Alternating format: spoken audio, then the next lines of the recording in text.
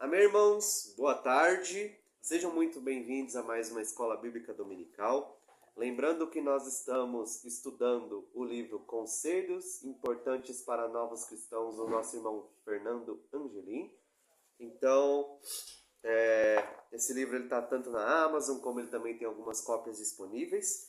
E nós estamos na página agora 80.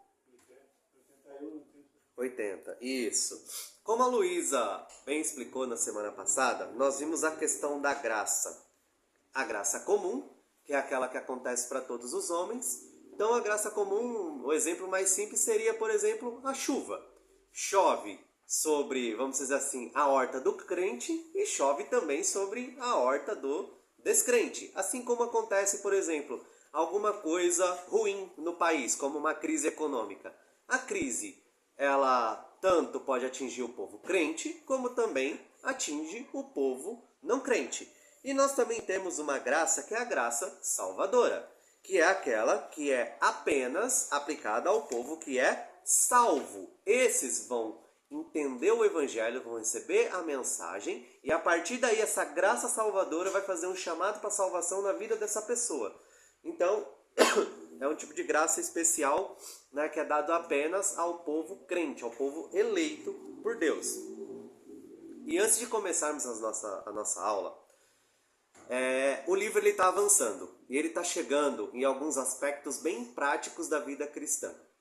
Mais uma vez aqui eu vou frisar que nós temos muitos livros relacionados a vários assuntos de vida cristã.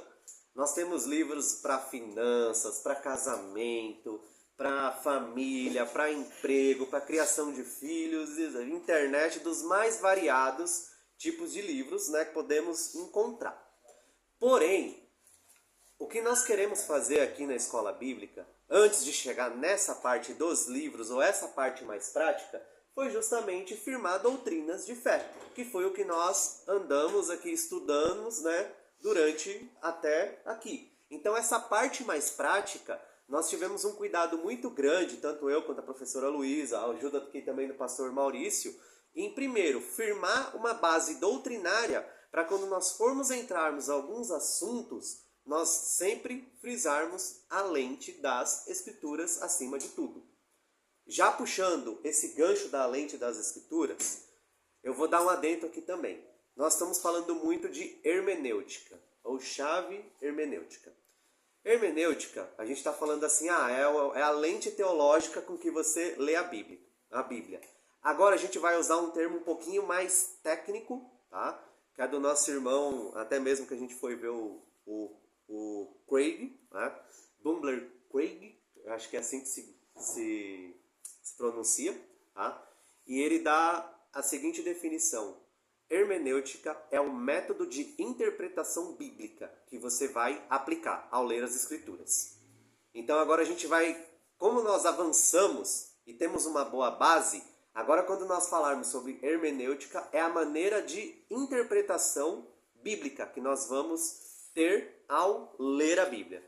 Por que isso é muito importante? Porque falsos ensinos ou heresias, eles querem dar, vamos dizer assim, um fundo bíblico. Porém, a maneira de interpretar a Bíblia está errada nesses casos. Por exemplo, nós falamos aqui sobre uma teologia chamada teologia liberal, que ela olha e fala, a Bíblia, ela contém a palavra de Deus. Então, só deles lerem a Bíblia e interpretar, eles não vão ter que a Bíblia é uma verdade absoluta. Então, eles podem relativizar uma coisa ou outra, textos importantes, o que pode levar a falsos ensinamentos e erros doutrinários graves, assim como também pode levar até heresias. Então, o método de interpretação bíblica que nós temos aqui na igreja, a gente chama ele de gramatical, que é quando a gente usa o texto literário, a gente primeiro começa a fazer aquelas perguntinhas. Quem foi que escreveu esse texto? Para quem que ele escreveu esse texto? Qual foi a intenção? Isso é uma narrativa? Esse é um texto descritivo? Esse é um texto profético? Então nós vamos analisando isso, porque você imagina assim, algumas cartas do Novo Testamento, o nosso irmão Paulo mandou para algumas pessoas específicas, inspirados, né, sempre os autores são inspirados por Deus. E, depois de quase 2000 anos, nós estamos lendo essas cartas. Então foi uma carta que não necessariamente foi endereçada para nós. Então a gente está pegando uma carta que Paulo, por exemplo, enviou ao nosso irmão Timóteo, que é uma das palavras que o Maurício aqui está puxando, uma das linhas da igreja, e nós estamos ali aplicando a interpretação bíblica, tentando ali ver o mais próximo o que ele queria dizer para aquele nosso irmão. Então, essa é uma maneira de nós interpretarmos a Bíblia. Então agora, quando a gente fala em hermenêutica, vamos sempre lembrar desse termo. É um método de interpretação bíblica. E, com tudo isso que nós estamos falando, o que vai mudar, por exemplo, eu interpretar a Bíblia? Ou como eu vou interpretar a Bíblia?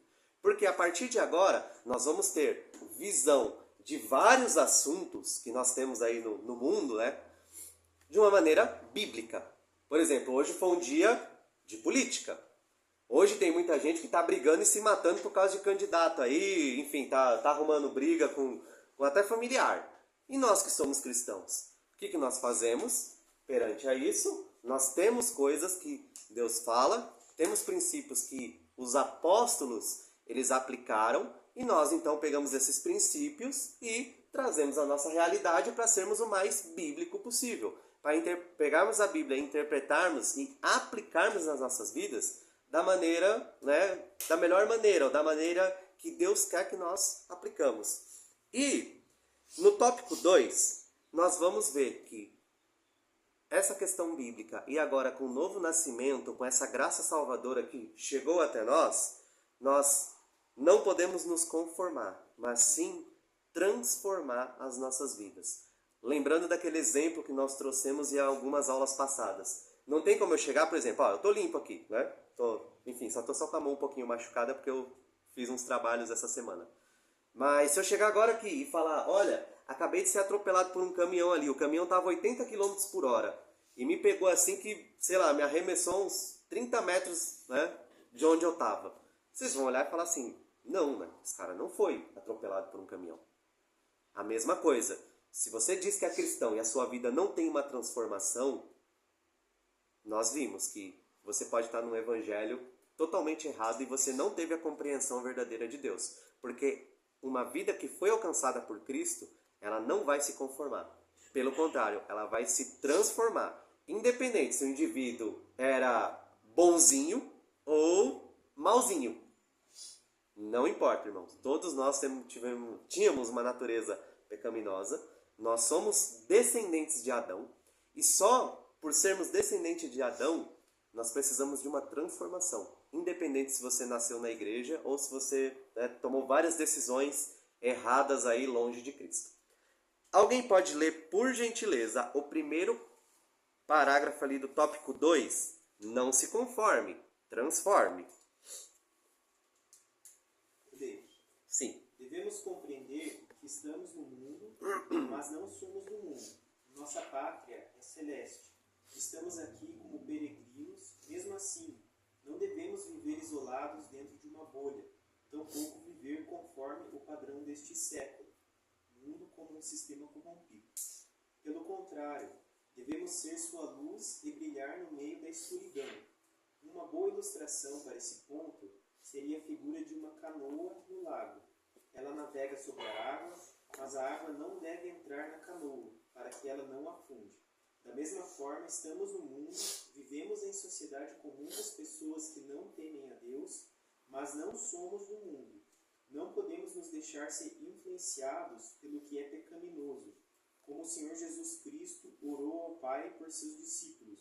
Não peço que os tires do mundo, e sim que os guardes do mal.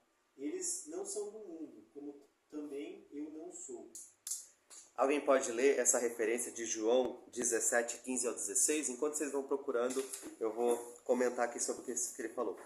Então, a palavra mundo aqui veio de uma das interpretações que nós já tínhamos falado, que é o sistema mundano, que ele é corrompido pelo mal. Então, o que nós cremos?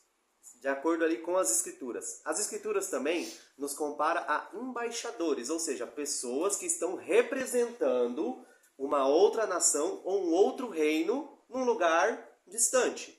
E o cristão ele tem que se enxergar dessa forma. Apesar dele estar no mundo, como aquela canoa que está navegando por cima das águas, ele não necessariamente é o mundo. Ou ele não se conforma, ele não tem a forma, ele não se mistura com o mundo. Porque a partir do momento em que Cristo nos salva, ele chama nós para vivermos uma vida de santidade, uma vida separada, uma vida que é obediente à palavra. E nós vimos que obedecer à palavra é sinônimo de amar a Deus. Então a gente às vezes fica falando tanto nessa questão do amor, eu amo a Deus, eu amo a Deus, eu amo a Deus, e temos uma mente mundana, temos a nossa, vamos dizer assim, forma de viver mundana, o que acaba não se tornando uma verdade nas nossas vidas. O que ele está dizendo é justamente isso. Não tem como a gente sermos salvos e não sermos luz ante um mundo de tantas trevas. Então as nossas atitudes vão mostrar isso. Por exemplo, vocês já chegaram num lugar onde vocês viram que você não era bem-vindo porque as pessoas sabiam que você era crente, ou você disse que você era crente? Parece que a conversa mudou. Você chega numa roda ali, tá todo mundo falando de alguma coisa errada. E aí, né, você como bom cristão, chega, ou você não fala nada, ou então você nem chega perto. Mas aí pode acontecer, como né, já aconteceu, de as pessoas falarem, e aí, o que você pensa sobre isso? E aí você fala uma questão cristã. E a pessoa olha pra você, né, que nem já olharam pra mim e fala, não vou dar importância pra você não, tá bom?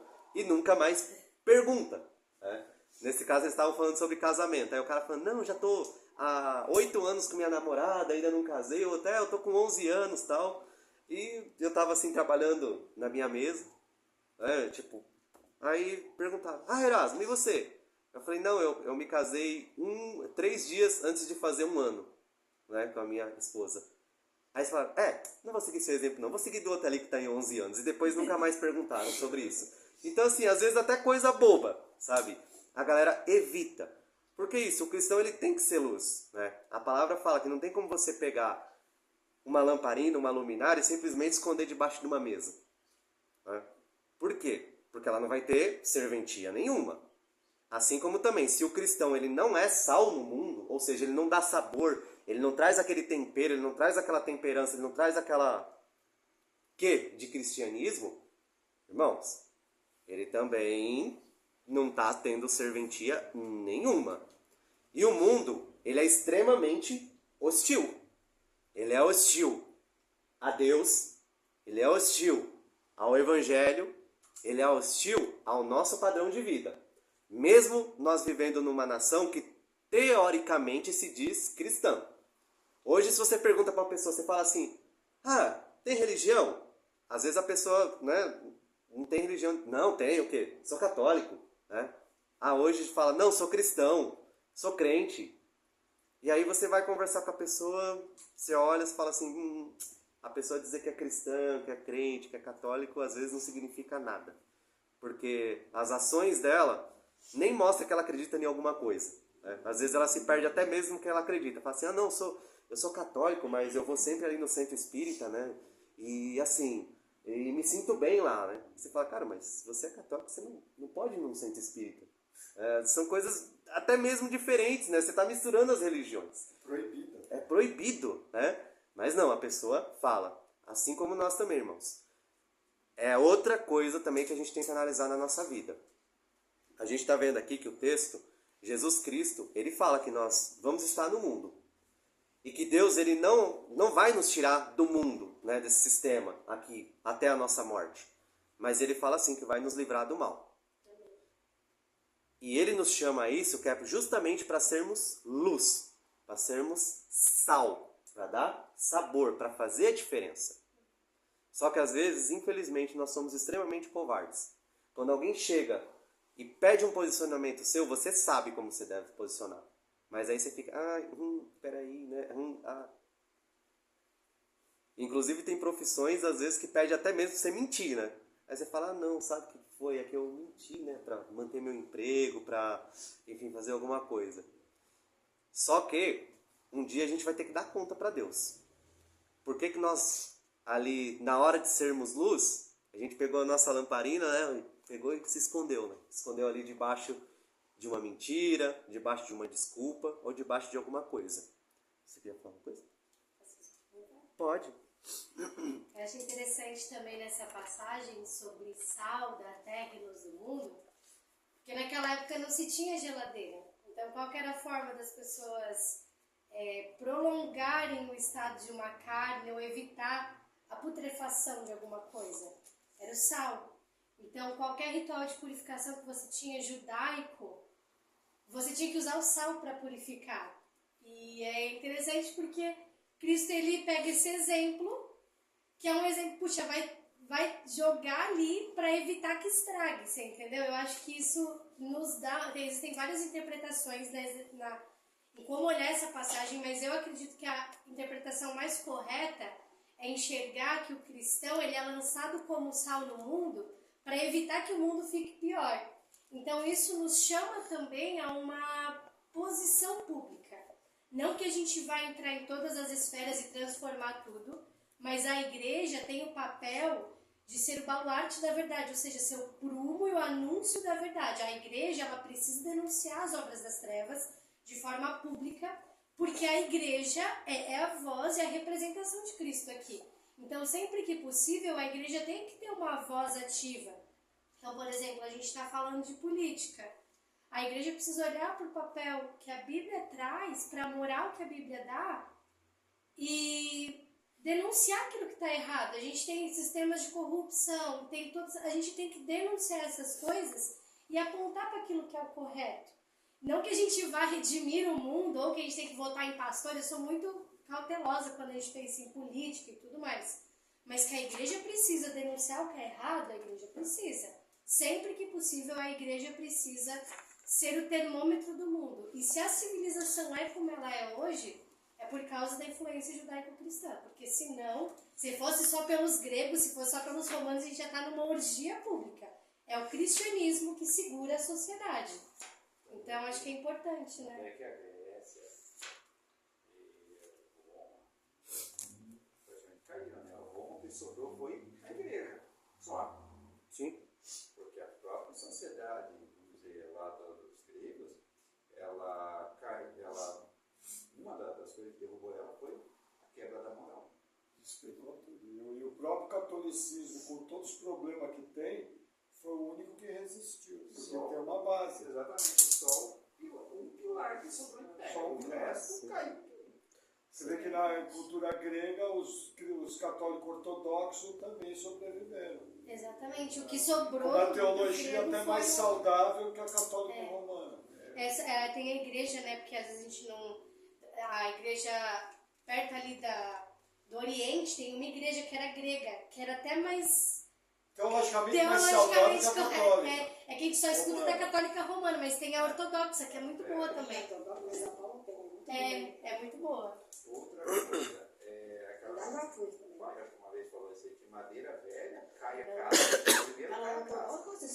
Apodrece a madeira, mas fica o cerne.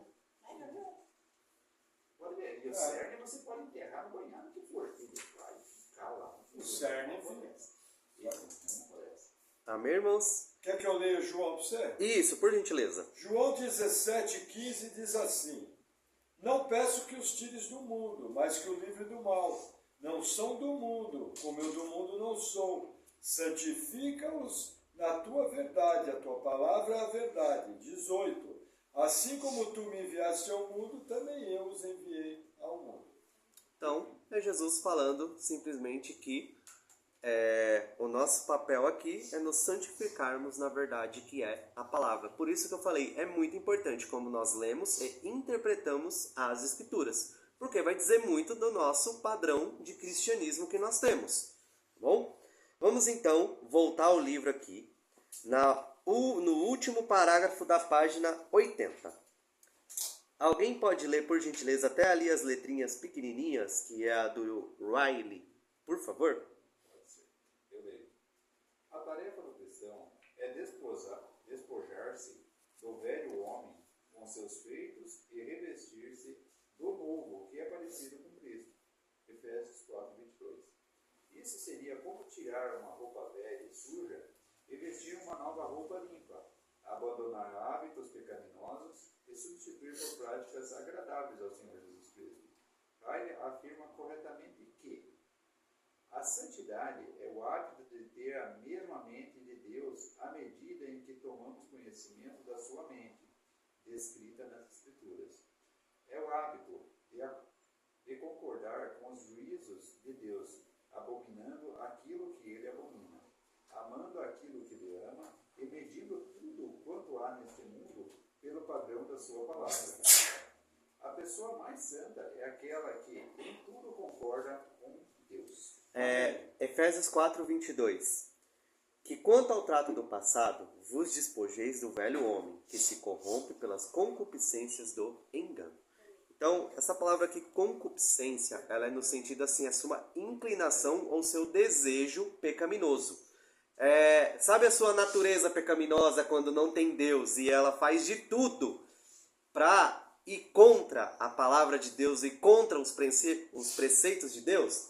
É nesse sentido aqui, é a concupiscência, a sua inclinação que você tem para o mal. E o chamado que nós temos quando nós somos cristãos é justamente tirar mesmo essa roupa velha de homem, né? Tirar essas vestes velhas que nós tínhamos antes de conhecer a Cristo, e agora nós vamos passar a agir contra a nossa natureza, pelo poder, claro, do Espírito Santo, que é o que nos capacita a viver dessa forma. Então, por isso é muito importante que nós não nos conformemos. Quando ele fala em conformar, é você tomar a forma. Você imagina um balão, por exemplo. Você enche aquele balãozinho mais compridinho, o ar que está lá dentro vai tomar aquele formato. Se você enche um balão, né, redondo, ele vai tomar aquela forma. Agora você imagina também, o crente é como se ele tivesse, uma vez eu vi que eu gostei, né? O crente é como se tivesse uma forma de bolo para ele entrar. Só que sempre tem uma beiradinha assim que fica. Então ele tem que ficar ali o tempo todo se podando. O que seria isso? A gente tentando alcançar o padrão de santidade de Jesus Cristo, porém, na nossa vida cristã, sempre nós vamos estar em obras, sempre nós vamos descobrir pecados que a gente vai ter que pedir perdão, vai ter que largar, pecados que às vezes, né, a gente pediu perdão lá atrás e aí quando olha, tá de novo. Então é justamente isso, é a gente tentando tomar essa forma, é tentando não se conformar com o mundo, mas sim se transformar conforme ali a palavra de Deus. Tá? E é bem interessante porque essa fala aqui do Aire, ela é bem legal porque ele fala assim, santidade é o hábito de ter a mesma mente de Deus à medida em que tomamos conhecimento da sua mente. Então, o que ele está falando aqui? Que é nós parecermos a cada dia mais com Deus à medida em que nós vamos avançando e conhecendo mais a Deus. E como nós conhecemos mais a Deus? É através daquelas disciplinas espirituais que a gente sempre fala.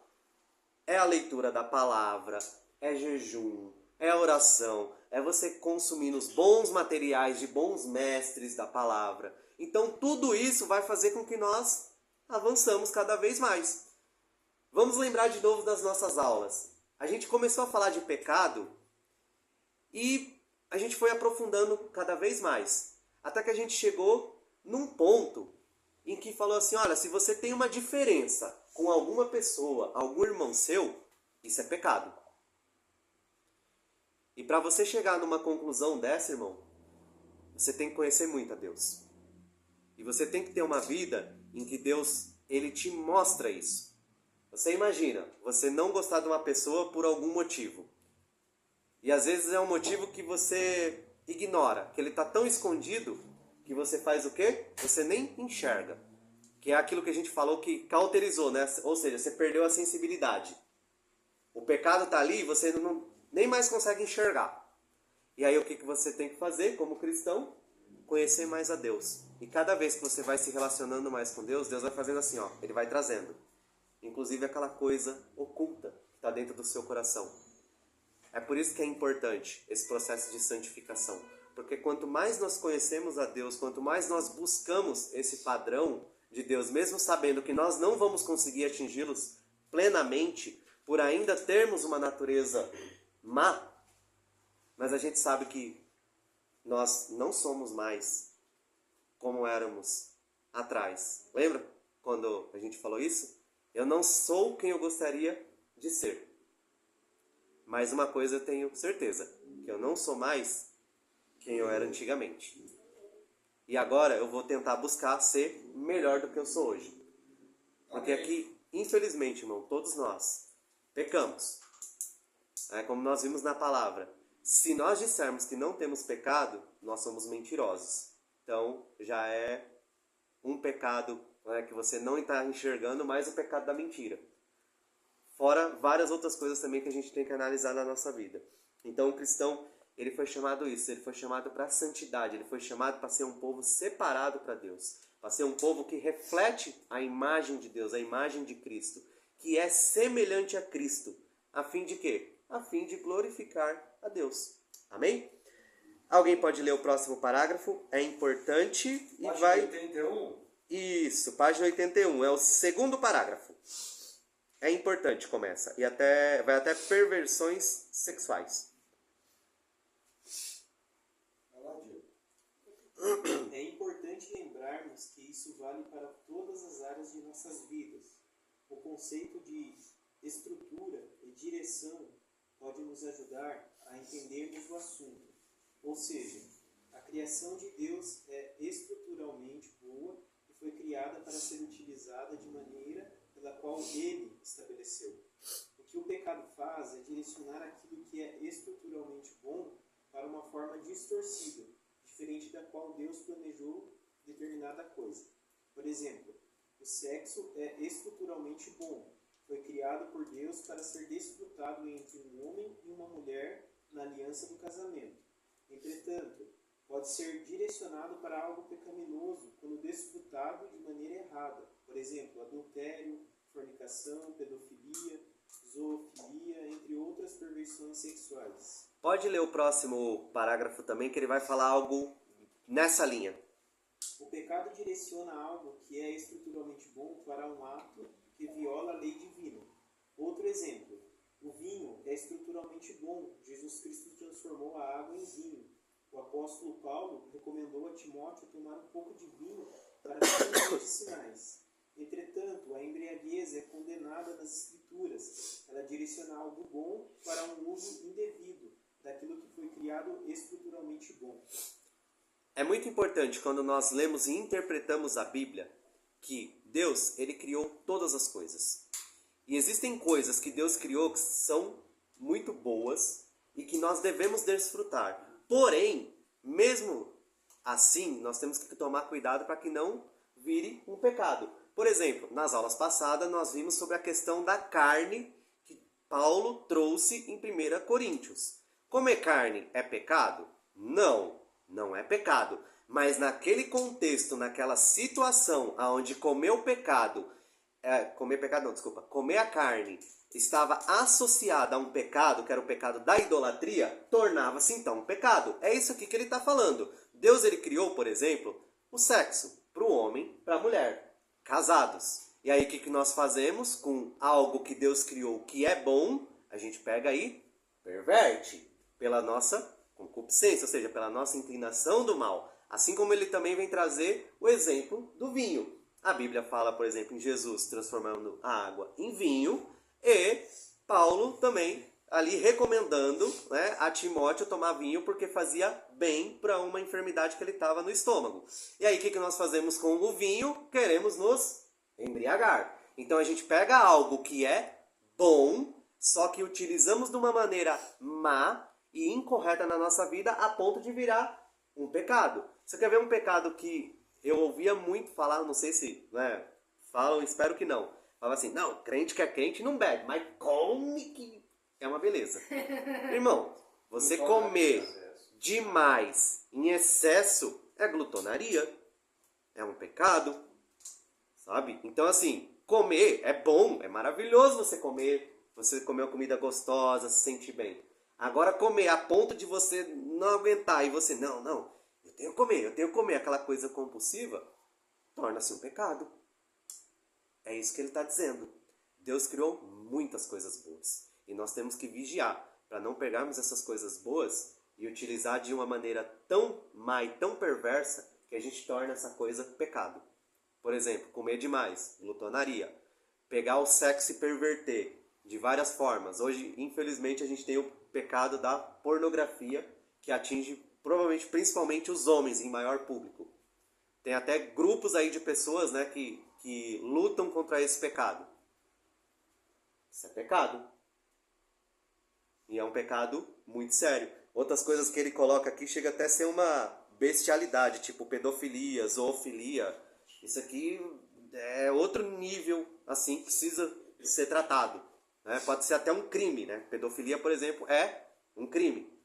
Então, a gente pega algo que Deus criou, que era muito bom, e que chega até mesmo a fazer mal a um próximo, a um ser humano, a um animal que às vezes não tem nem consciência do que está acontecendo. De tamanha é a perversidade que nós podemos ter. E infelizmente, irmãos, se nós não temos a mente de Cristo, a gente condena essas pessoas, mas pode ter, tá? A gente pode, infelizmente, cair nesses pecados. Como a Luísa falou, nós não somos só mais imorais, porque ainda assim o evangelho brecou muita coisa, inclusive na nossa sociedade. Porque, irmãos, infelizmente acontecem algumas coisas no mundo que dá até nojo, assim, da gente falar. Você olha e fala assim, meu Deus do céu, como é que o ser humano conseguiu chegar a um ponto ou levantar-se uma maldade tão grande contra uma outra pessoa? Isso mostra, irmãos, que um mundo que não tem Deus, um mundo que não está nem aí para a palavra, ele pode cair nos piores pecados. Tá? E a gente tem que vigiar, porque nós cristãos também, às vezes, não vamos, né, cometer um pecado tão grave assim como uma pedofilia, uma zoofilia. Mas uma pornografia que ninguém está vendo, aí, infelizmente, a gente pode cair. Aquela série que às vezes aparece um monte de coisa sem noção e que o nosso coração pecaminoso pega, né? Porque Jesus Cristo falou o quê? Não precisa você ir lá e fazer o ato. Não, só de você pensar, só de você desejar aquilo ali, você já está em pecado. E aí tem aquela cena que você não deveria ver, você assiste, aí você faz o quê? Peca. E aí você está pegando uma coisa que Deus criou e está utilizando de uma maneira indevida. Não é com a sua esposa, não é com seu marido, você está desejando uma outra pessoa que não é o seu cônjuge, e aí está fazendo isso e pecando. Então, temos que tomar muito cuidado também, porque a concupiscência, ela faz parte da natureza humana. E se nós começamos a entender, né, que não, isso aí tá de boa, né, que nem os primeiros corintianos, não, eu posso comer no templo, que pra mim, ó, de boa, tranquilo, não tem nada, não dá nada. Mas, irmãos, a gente pode estar pecando em áreas, às vezes, específicas da nossa vida, que, como eu falei, a gente olha e acha que tem um entendimento, acha que somos mais iluminados, mas na verdade nós somos fracos. E a gente está pior ainda, né? Falando que isso aqui, ó, é forte. Não, eu consigo, né? Não, ó, o Erasmo, de boa, pode chegar nessa situação que ele não vai se entregar. Então, assim, irmãos, a gente tem que vigiar. Pode ler, por favor, o próximo parágrafo? Portanto. Posso ler? Por favor, então. Portanto, devemos buscar desfrutar todas as coisas de maneira pela qual Deus as estabeleceu e para a sua glória. E o padrão está delineado nas Escrituras. Devemos levar todos os nossos pensamentos cativos a Deus e observar o mundo, todas as coisas ao nosso redor, através da lente da palavra de Deus, sempre levando em questão o que a Bíblia diz sobre isso. Vou ler aqui essa referência, 2 Coríntios 9, 10. Eu vou ler do 4 até o 6, tá? Ele fala ali do 5, mas eu achei bem importante. Porque as armas da nossa milícia não são carnais, mas sim poderosas em Deus para a destruição das fortalezas, destruindo argumentos de toda altivez que se levanta contra o conhecimento de Deus, e levando cativo todo entendimento à obediência de Cristo, estando prontos para vingar toda a desobediência, quando for cumprida a vossa obediência. Então, irmãos, não vou explorar tudo o que está dizendo isso, mas lembre-se, quando a gente chega numa situação, ou quando nós olhamos para todas as esferas da nossa vida, o que tem que ser o nosso penhor é sempre a palavra. Nós adquirimos conhecimento, nós trazemos uma cultura e carregamos uma cultura, porém todos esses elementos eles têm que estar sujeitos à palavra. É o nosso primeiro crivo. O que nós fazemos é o contrário. A gente pega tudo aquilo que nós construímos, todas as nossas visões que nós temos do mundo, e a gente coloca à frente. E aí a gente fala, não, isso aqui é certo, isso aqui é errado. Ou então a gente pega porque a gente tem conhecimento numa área, a gente quer debater às vezes aquilo ali apenas filosófico e na questão do conhecimento, sendo que a palavra ela tem que sempre vir em primeiro lugar na vida do cristão. Porque a partir do momento em que você coloca a palavra e alguma outra coisa que não é a palavra, provavelmente você já começa a ter uma grande chance de errar. Agora, quando você coloca alguma coisa e a palavra, gente, certamente você vai começar a cometer erros. Que é o que a gente falou aqui no começo do capítulo. As pessoas sempre buscaram essa questão do certo e errado, o que está muito certo. Está muito certo você tentar entender, não, o que Deus quer de mim? Como que Deus quer que eu viva nesse mundo? Como que vai ser minha vida prática em relação a todas as áreas da minha vida? Só que, aonde eles erraram? Quando eles colocaram alguma coisa a mais além da palavra. E aí, quando entrou esse alguma coisa além da palavra, aí começou a surgir os erros teológicos e, em escala maior, as heresias. Então, tudo que nós formos fazer, irmãos, a gente tem que ter a nossa mente cativa primeiramente a Cristo, a palavra, a obediência de Deus. Nós temos que obedecer. Volto de novo a dizer que é muito importante que nós conhecemos verdadeiramente o nosso Deus. Porque se nós não conhecemos a Deus, a gente vai cair em doutrina qualquer. Mais uma vez eu vou voltar. O método de interpretação que a gente lê as Escrituras, ele é muito importante. Para que nós podemos ali tirar o máximo de conhecimento que nós possamos ter sobre Deus. E também lembrar que a vida cristã não é só conhecimento, não é só você ler. Você tem que orar também. Você tem que pedir a ajuda do Espírito Santo, que é quem nos conduz nessa vida, que é quem nos ajuda. Outra coisa também que é muito importante, que infelizmente as pessoas estão perdendo o senso. Congregar. Hoje você tem muitas pessoas que acham que agora pode congregar pela internet. Tá? Ah não, a internet é uma igreja. Não, irmãos. Igreja é uma igreja. Igreja é um povo separado. E quando você está na igreja mesmo, física, que aqui eu estou olhando aqui aos irmãos, a gente sabe que, infelizmente, vai ter hora que a gente vai ter que lidar com problemas. Vai ter hora que os irmãos vão olhar para o Erasmo e vão falar assim, poxa Erasmo, acho que você não está bem, e aí? Né? Podemos orar? O grau de relacionamento é completamente diferente. E outra, Deus, Ele nos chamou para sermos relacionais, para estarmos na sua igreja. Então, assim, irmãos, eu sei que a tecnologia, ela nos ajuda muito, né, a conhecer até mesmo, eu cheguei à fé reformada por causa da tecnologia, por causa da internet, mas a internet jamais pode ser a minha igreja, tá? A internet não pode ser a minha igreja. Não, minha igreja é minha igreja, minha igreja é a Patmos, onde segunda, quarta e alguns trabalhos no sábado, a gente está lá presencialmente, junto com os nossos irmãos, ali com esse contato, né, congregando juntos, como um povo santo. Então é bem importante a gente ter isso também em mente. Alguém pode ler, por gentileza, o último parágrafo da página 81? Para termos uma mente transformada e influenciar o mundo, ao invés de sermos influenciados por ele, precisamos observar quais são nossos pressupostos e quais são os motivos pelos quais fazemos as coisas e tomamos as decisões. O doutor R.C. Sproul, em seu livro Como Devo Viver nesse Mundo, disse: há uma teoria por trás da nossa ação moral. Talvez não sejamos capazes de articular essa teoria, nem mesmo estejamos imediatamente cônscios dela.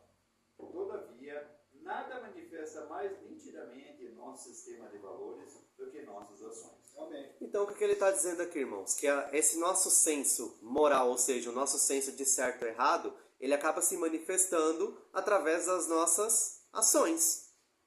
E isso faz todo sentido. Porque, por exemplo, você não faz coisa, você faz coisas porque você tem esse senso do que é certo e errado. E se o seu senso de certo e errado está de acordo com a Bíblia, as Escrituras, a chance de você errar vai ser muito menor. Infelizmente, nós vamos errar. E aqui ele coloca um exemplo prático, por exemplo, no primeiro parágrafo.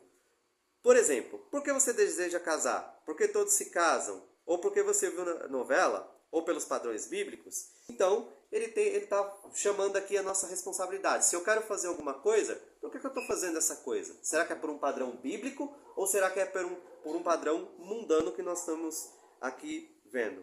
Então, a partir desse momento, que nós estamos falando aqui de nós nos transformarmos conforme a palavra de Deus, é que nós vamos começar a entrarmos nos temas mais práticos da vida cristã. E isso vai atingir todas as esferas. Você vai ver que o livro vai falar sobre família, sobre homem, sobre mulher, sempre partindo do pressuposto, o que a Bíblia diz. E o que a Bíblia diz também vai muito do como você está lendo e interpretando a Bíblia. Por isso que nós falamos da hermenêutica. Amém?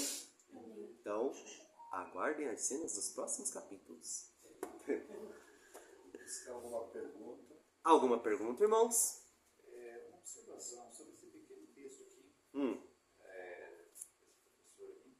Eu li essa semana, estava lendo um livro do Lago de Carvalho. Aí ele estava fazendo uma crítica sobre os estudos antropológicos.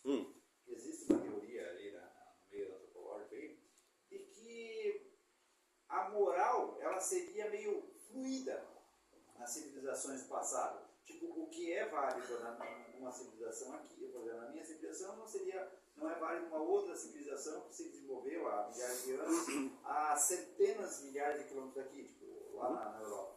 Porém, há um erro fatal nisso aí, que é o seguinte. Ele até questiona. Se de uma civilização, em qualquer ponto da Terra, que ela tenha se desenvolvido e que o homicídio é moralmente aceito. Não existe. Então, matar o seu semelhante, ele é um pecado, ele é um erro em todas as civilizações e existe lei para punir. Sim. Se de uma civilização que se desenvolveu em que o casamento era proibido. Nenhum. Então existem níveis de moralidade. Pequenas coisas, às vezes muda de uma civilização para outra. Mas o cerne que permite o desenvolvimento de uma civilização, isso é o mesmo para todos. Isso, inclusive, é um argumento sobre a existência de Deus. Como é que você tem uma régua moral que se aplica a várias civilizações de vários pontos diferentes se elas não se conversaram e que nem você falou? Matar de forma dolosa, ou seja, intencional, sem nenhum motivo, é errado em vários pontos do mundo. Já aponta para um Criador que tem uma moral e mesmo a pessoa não conhecendo ele coloca a moral dentro do coração, que a gente chama de intrínseco, ou seja, algo que é interno. Pode falar. A lei da consciência, como você ensinou. Isso, Romanos 2. É por essa lei que os incrédulos vão ser julgados. Pois é. Jesus disse que colocaria os mandamentos no coração do homem. Está aí a resposta. Civilizações em pontos diferentes da Terra têm a moral. Deixa eu fazer uma correção. Deus coloca os mandamentos na consciência do homem. Jesus coloca os mandamentos no coração do crente. São dois falam, é bom fazer essa divisão para você não falar algo contrário à Bíblia. Entendeu? Às vezes a gente confunde os dois conceitos. Deus coloca os mandamentos na consciência do homem e é por esse mandamento que o homem vai ser julgado. Da mesma forma, Jesus coloca os mandamentos no coração do homem, grava, mas do salvo, do eleito, regenerado pelo poder do Espírito Santo. Entendeu? Sempre é bom guardar esses dois conceitos. Amém, Erasmo? Amém, irmãos. Fechou?